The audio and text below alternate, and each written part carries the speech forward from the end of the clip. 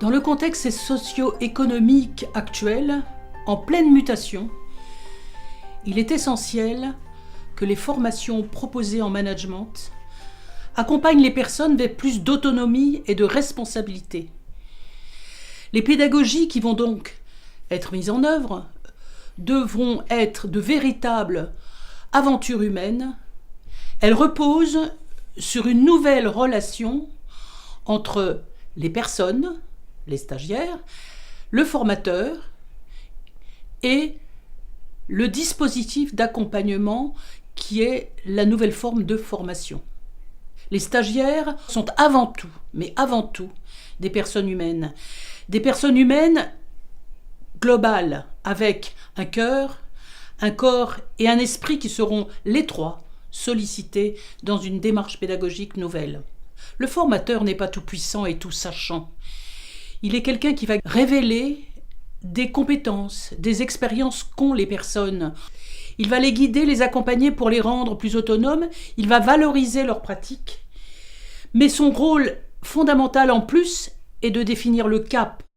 Cette formation, elle est particulière.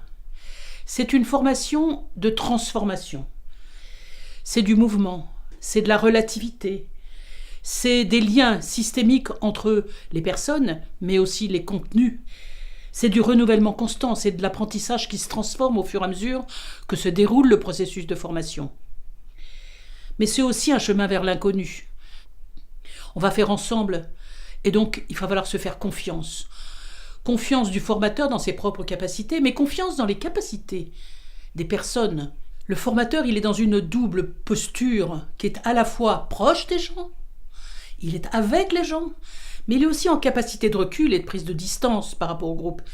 C'est donc une aventure d'échange réciproque où tout le monde apprend et se transforme en marchant. Ça veut dire qu'on va mettre en œuvre des exercices, des démarches, des expérimentations où les collectifs vont changer de forme. On va travailler à 2, à 3, en groupe complet, de manière à ce que les intelligences collectives en action soient sollicitées, soient interpellées. On va aussi explorer, réfléchir, faire, agir, et ensuite, simplement dans un deuxième temps, se poser des questions. C'est une aventure, mais une aventure avec un guide, une aventure où rien n'est laissé au hasard, une aventure où l'apparent désordre, l'apparente folie du moment, la prise de risque de l'aventure par le jeu est organisée, elle est accompagnée. Il est important de faire confiance dans les êtres humains qui s'appuient sur une reconnaissance réciproque des uns et des autres.